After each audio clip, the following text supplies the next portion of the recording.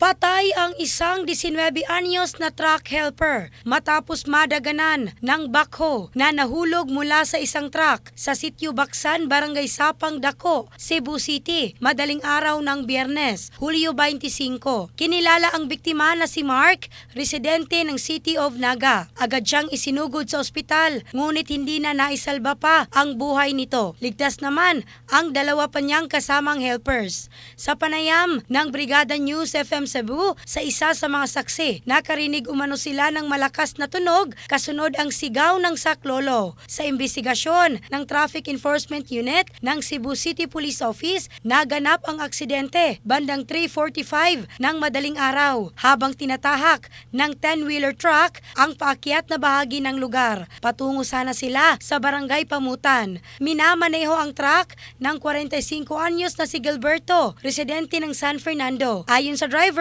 bigla umanong naputol ang isa sa mga kadenang itinali rito. Dito na nahulog ang bakho mula sa truck at tumagilid. Mabilis na nakatalon ang mga helpers. Sa kasamaang palad, si Mark ay tumalon sa kaliwang bahagi ng kalsada at doon na siya nadaganan ng bumagsak na bakho. Kasalukuyang nasa kustudiya ng pulisya ang driver at maaring maharap sa kasong reckless imprudence resulting in homicide. In the heart of changing lives. Ako, si Michelle Craste ng Brigada News Philippines, the Music and News Authority.